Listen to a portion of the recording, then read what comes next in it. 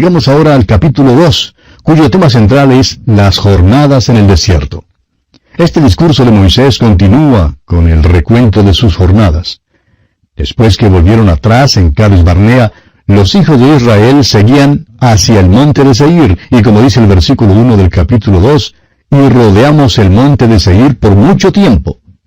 Moisés continúa hablando en los versículos 2 y 3 del capítulo 2, y dice, y Jehová me habló diciendo, bastante habéis rodeado este monte, volveos al norte. Como usted ve, amigo oyente, no sabían a dónde ir. Todo lo que han hecho es rodear el monte de Seir. Dan vuelta tras vuelta y por fin Dios dice que se cansa de eso. Él dice, vamos a dejar de dar estas vueltas. Y tememos, amigo oyente, que muchos cristianos hacen lo mismo. Hay lecciones aquí en este capítulo 2 de Deuteronomio que debemos aprender.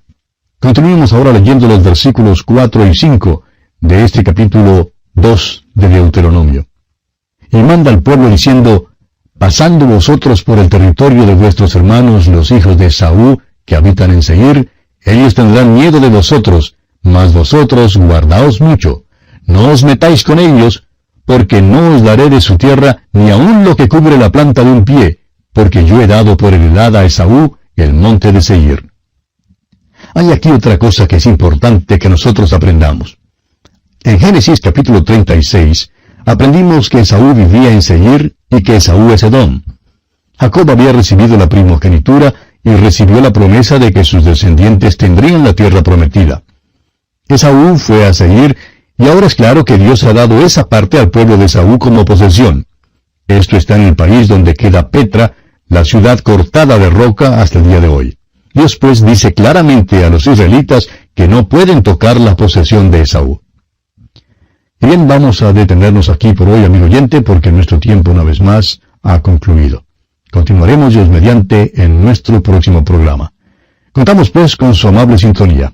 Mientras tanto, es nuestra oración que el Señor le bendiga copiosamente. Continuamos hoy estudiando el capítulo 2 de Deuteronomio. Y en nuestro programa anterior hablábamos de el cuidado de Dios por Israel. Y vimos en los versículos 4 y 5 de este capítulo 2 cómo Dios les dice a los israelitas claramente que no pueden tocar la posesión de Esaú. En Génesis capítulo 36 aprendimos que Esaú vivía en Seir y que Esaú es Edom. Jacob había recibido la primogenitura y recibió la promesa de que sus descendientes tendrían la tierra prometida. Esaú, por su parte, se fue a Seir y ahora es claro que Dios ha dado esa parte al pueblo de Esaú como posesión. Dios les dice pues con toda claridad a los israelitas que no deben tocar la posesión de Esaú. Ahora aquí hay una lección también para las naciones hoy en día. Dios ha prefijado los límites de las naciones, como lo dice el apóstol Pablo allá en el libro de los Hechos de los Apóstoles, capítulo 17, versículo 26, hablando a los atenienses, y les dice, y de una sangre ha hecho todo el linaje de los hombres, para que habiten sobre toda la faz de la tierra, y les ha prefijado el orden de los tiempos y los límites de su habitación. La mayoría de las guerras, amigo oyente, se pelean a causa de que los límites de las naciones no se respetan. Otra lección que debemos aprender es que Dios siempre cumple sus promesas, aun a un pueblo tal como el pueblo de Esaú. Dios permanece fiel a su palabra. Continuemos ahora con el versículo 7 de este capítulo 2 de Deuteronomio. Pues Jehová tu Dios te ha bendecido en toda obra de tus manos. Él sabe que andas por este gran desierto. Estos 40 años Jehová tu Dios ha estado contigo y nada te ha faltado. Tenemos aquí una mirada que abarca todos esos 40 años. Dios sabía todas sus pruebas y dificultades. Sin embargo, Moisés podía decir de veras, y nada te ha faltado. Y es lo mismo que cuando David reflexionó sobre su vida. Le fue posible decir allá en el Salmo 23, versículo 1, Jehová es mi pastor, nada me faltará. ¿Cómo le fue posible decir eso? Pues a él jamás le había faltado nada. Dios no nos promete los lujos de la vida. Dios provee para las necesidades de la vida. Y hará eso con usted y también conmigo, amigo oyente. Y pasemos a considerar ahora el cuidado de Dios con otras naciones. Hemos visto ya cómo Dios protegió los límites de Esaú. Y vemos que hace lo mismo con las otras naciones. Leamos el versículo 9 de este capítulo 2 de Deuteronomio.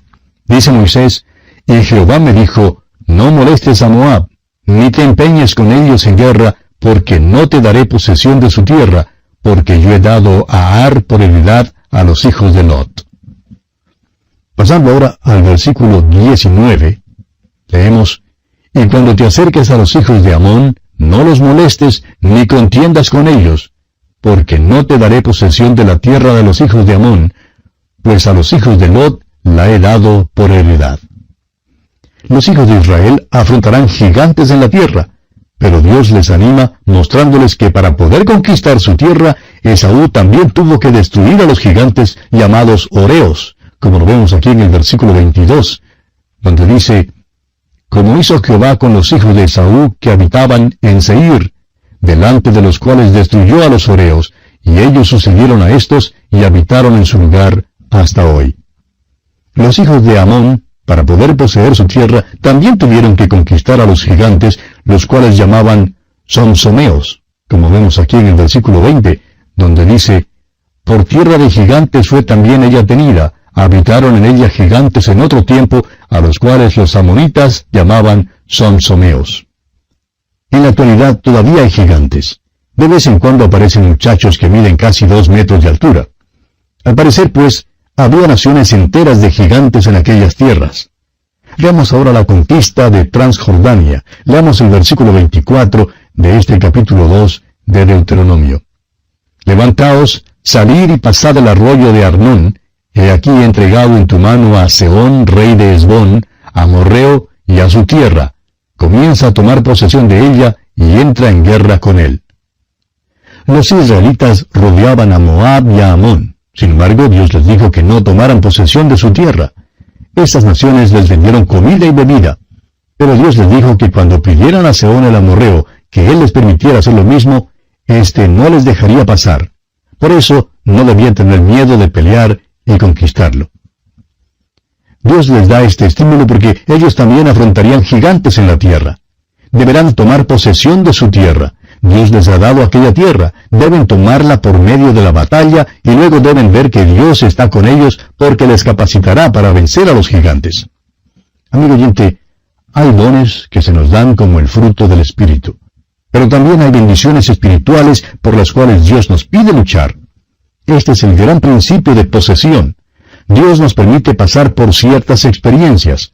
A veces nos manda pasar por las experiencias difíciles o por las tristes, para prepararnos para la vida. O quizá Dios las use para prepararnos para que podamos ayudar a otros en sus pruebas. Debemos tomar posesión de nuestras bendiciones espirituales. Dios vencerá a los gigantes en nuestras vidas. Y bien, así concluimos nuestro estudio del capítulo 2 de Deuteronomio. Llegamos ahora al capítulo 3, cuyo tema central es la conquista y posesión de la tierra al oriente del Jordán. Vamos a dar un salto gigante por encima de este tercer capítulo porque no es nuestra intención entrar en detalle en cuanto a esta jornada por el desierto. Todo esto todavía es parte del primer discurso de Moisés en el cual recuenta las experiencias de sus jornadas. Jornadas que ya vimos en nuestro estudio del libro de Números. Ahora Israel peleó con Sehón el amorreo y tomó todas sus ciudades y destruyó al pueblo. Tomaron los ganados y los despojos de las ciudades. Se nos cuenta esto al final del capítulo 2, el capítulo anterior. Comencemos, pues, leyendo los primeros 2 versículos de este capítulo 3 de Deuteronomio. Dice Moisés, volvimos, pues, y subimos camino de Basán, y nos salió al encuentro Og, rey de Basán, para pelear, él y todo su pueblo, en Edrei.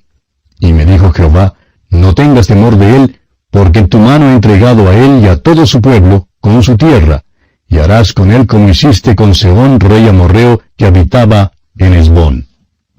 Aquí no vamos a entrar en detalles porque esa es una repetición de la información que ya tuvimos en nuestro estudio de los capítulos 21 al 25 de Números. Pero nos gustaría dirigir su atención hacia un versículo interesante, el versículo 11. Leamos ese versículo. Porque únicamente Og, rey de Basán, había quedado del resto de los gigantes.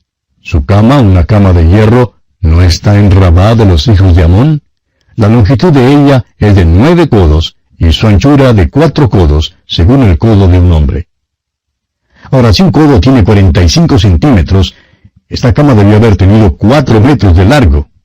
Creemos hoy en día que esas camas grandes que venden en las mueblerías y que se llaman tamaño rey son algo nuevo. Bueno, no son nada nuevo en realidad, amigo oyente. Aquí está una cama que tiene de veras tamaño de rey, amigo oyente.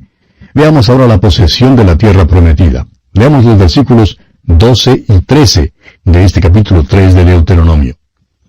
Y esta tierra que heredamos en aquel tiempo, desde Aroer, que está junto al arroyo de Arnón, y la mitad del monte de Galaad con sus ciudades, la di a los rubenitas y a los gaditas.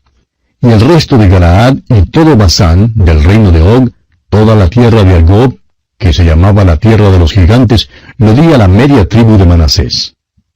Este es un repaso del hecho de que las 2 tribus y media escogieron quedarse en el lado oriental del Jordán. Se pusieron de acuerdo para mandar al lado occidental del Jordán un ejército de hombres para ayudar a pelear sus batallas a las otras tribus. Sus esposas y niños y ganados se quedaron al lado oriental. Ya hemos estudiado este incidente, según nos lo relata allá el libro de Números capítulo 32.